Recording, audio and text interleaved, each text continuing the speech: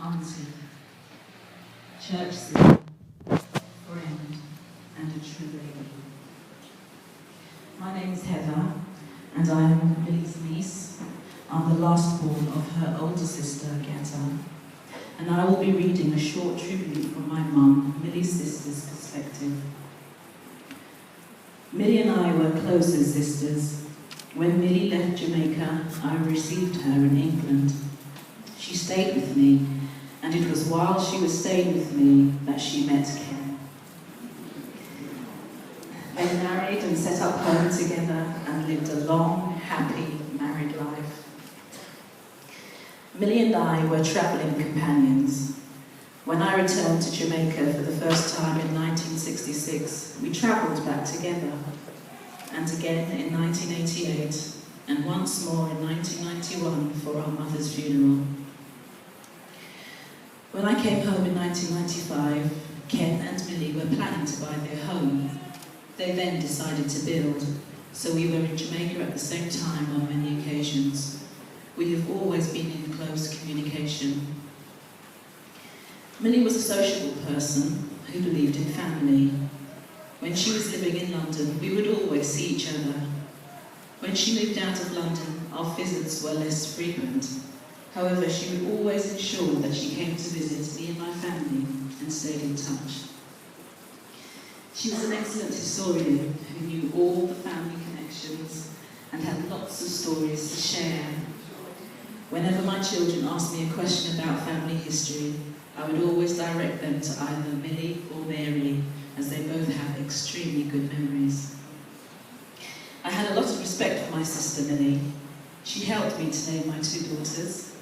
She gave my older daughter her full name, Sharon Rose, and gave my youngest, that's me, her Christian name, Heather.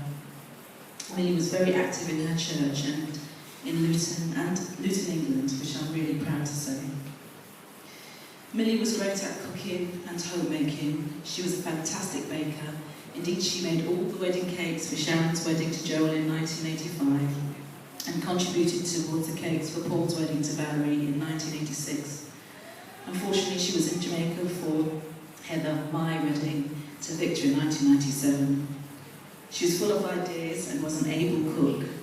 She showed my daughters how to make delicious homemade pizzas from scratch in a day when the only pizzas you could get was from Pizza Hut at great cost. I will truly miss my dearly beloved Millie. Her last few years were marred with illness. However, she kept her spirits up and continued to maintain her home to a high standard. Just a week before her passing, I briefly spoke to her on the phone. She had just spoken to my other sister, Bobby, who can't be here, and following her phone call to me, she was going to call her other sister, Mary.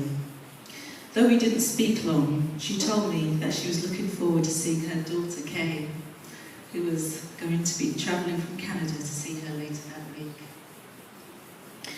She's no longer in pain and is resting with her maker. Before I come down, I'd also like to briefly add that from my perspective, Auntie Millie was a wonderful auntie. When she moved to Luton, I often went to stay weekends with her. It was a home from home. She made me feel ever so special and welcomed, and for the length of those short weekends, she was indeed my mum. I had the fortune and pleasure of travelling to Jamaica in 2010, where I was able to stay with her and Uncle Ken for a few days with my son, who was a baby at the time. Again, Auntie Millie made sure I had every comfort. She covered every detail, even down to the clothes rack for my undies. She never missed a trick. And I know my cousins who live in the UK, Diana, Richard and Michael, also experienced Auntie's hospitality when they came to stay to Jamaica on occasions they visited. And they would all echo this as well. My sister Sharon and my brother Paul, who desperately wanted to be here, have also fond memories of Auntie Millie, from her quick-wittedness to her undeniable flair for stylish clothes, which was so put together so well and immaculately that you would definitely call her the original fashionista. We will so miss our dear aunt, but we know that she will live on